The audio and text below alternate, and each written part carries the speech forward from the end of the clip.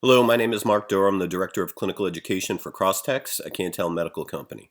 Today we're going to talk about cleaning, packaging, and sterilization of instruments.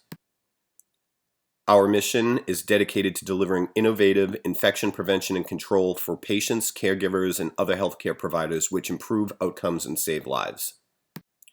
Our product categories and markets are in industrial, dental, and medical. Our medical categories: we cover personal protective equipment, cleaning detergents and high-level disinfectants, equipment monitoring, biological indicators, sterilization pouches, and chemical indicators.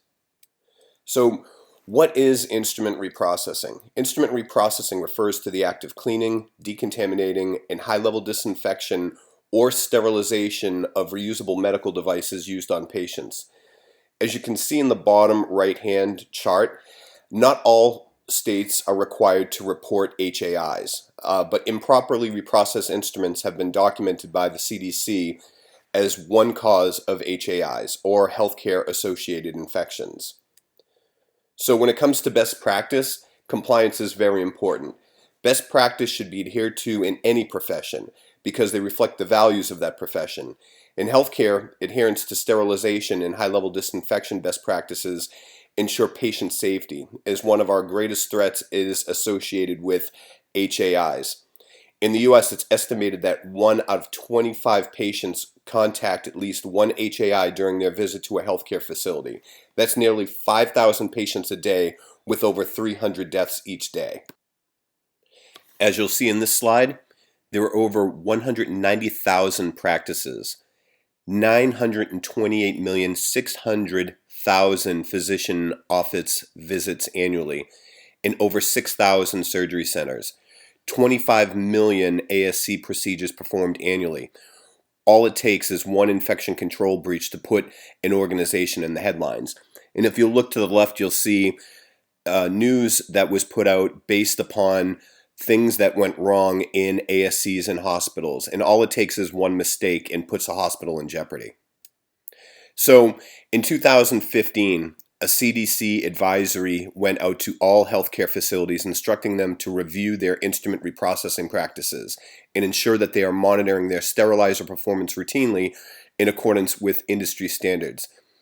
There's a focus on clinics and ASCs due to the increased number of procedures performed in outpatient settings. 30% of procedures performed in hospitals 5 years ago are now being performed outside of the hospital. So it's quite common now to see total knees and total hips done in an ASC.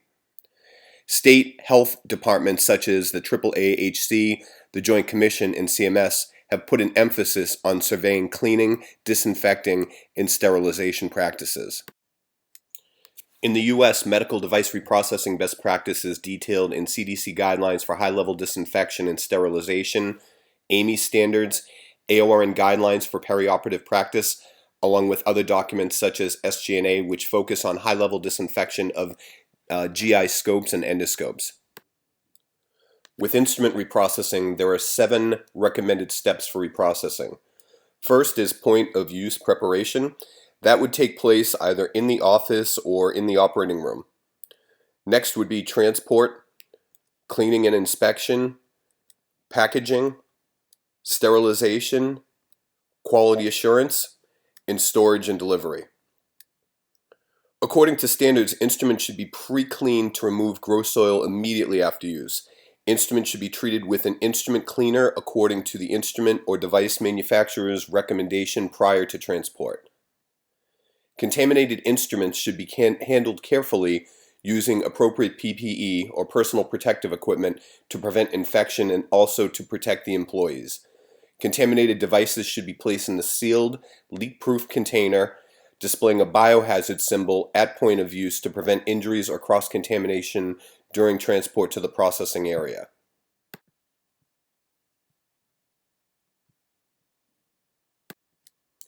For cleaning, it's important to make sure when you are cleaning that you're cleaning under the surface. So you can see the pictures on the right.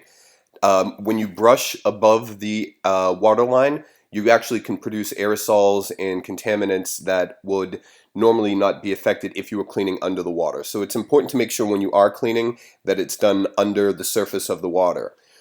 Also, want to make sure that when you are in decontam that you're wearing the appropriate PPE for either manually or mechanically cleaning instruments.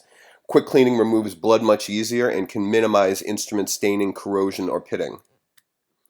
With cleaning, personal protective equipment is specialized clothing or equipment worn by an employee for protection against infectious materials. That would be an OSHA issue. So it's very important to make sure that technicians are protected while cleaning.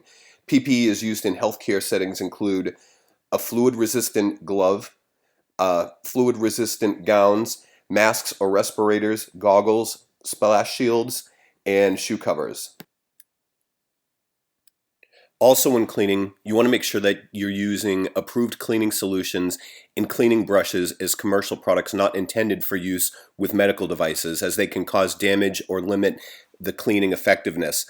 It's important to make sure certain brushes that you use are appropriate for proper size lumens, and be careful with stainless steel brushes, as they can also do damage to the passivation layer of the instruments, and I'll talk about that a little bit later.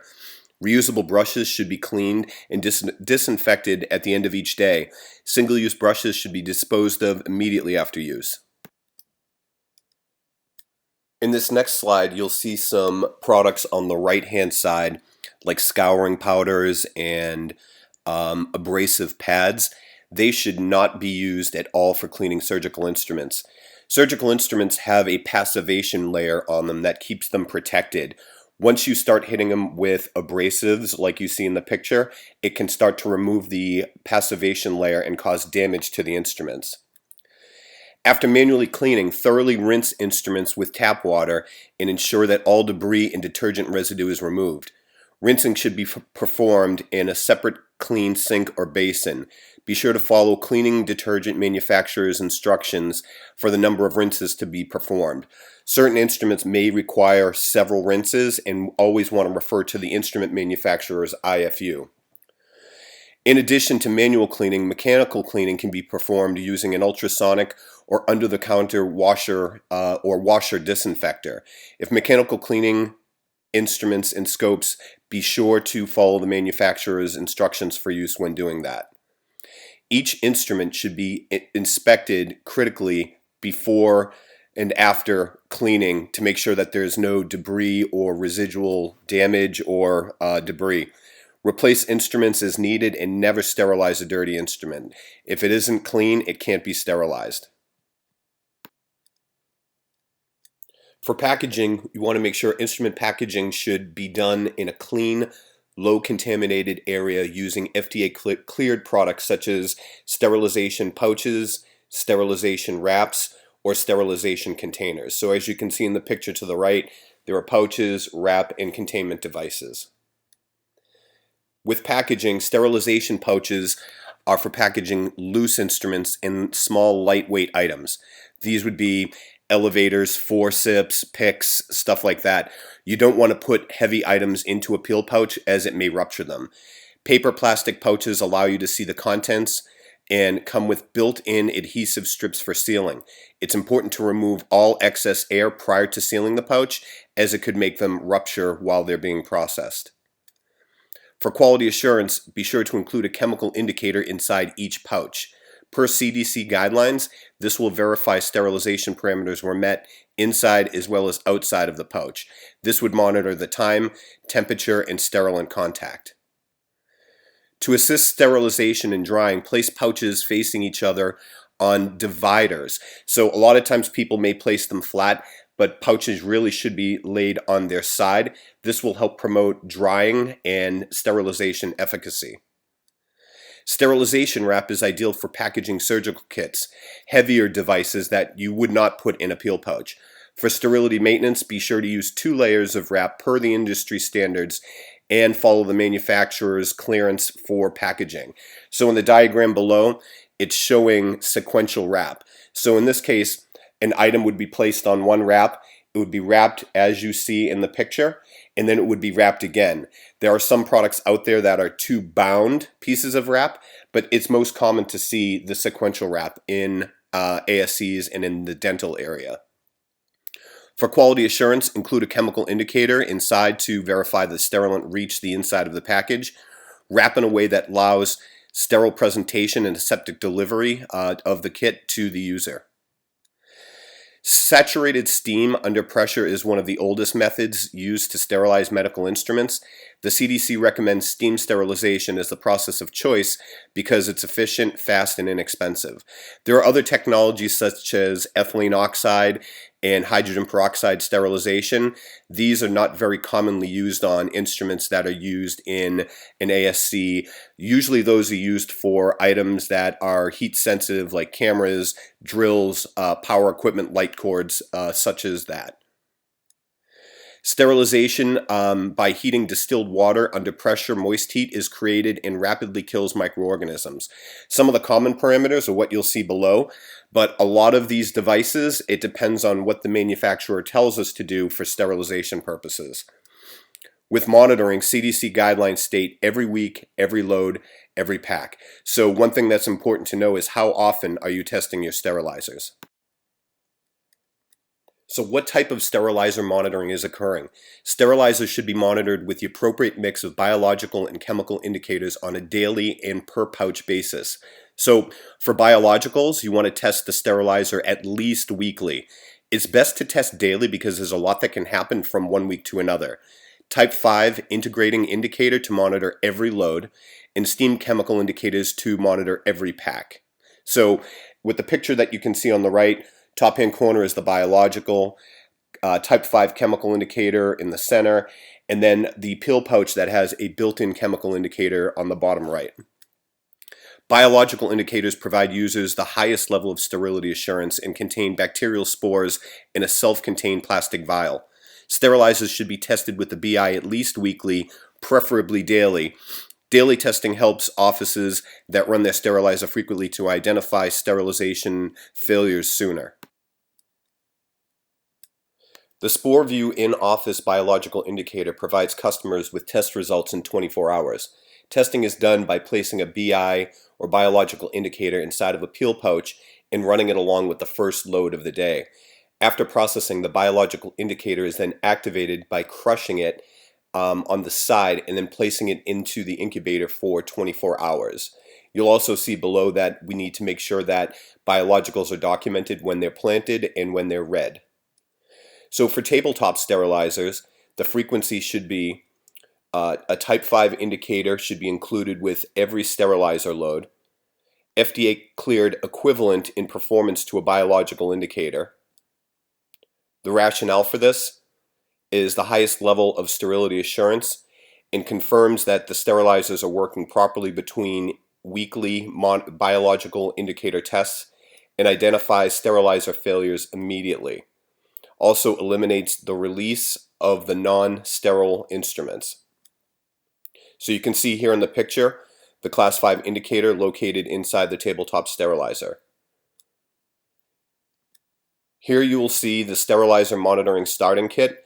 Comes with tape, biological block indicator, chemical indicators, and biological indicators, and a record book. With sterilizer monitoring, sterilization pouch is the most frequently used form of packaging in physician offices.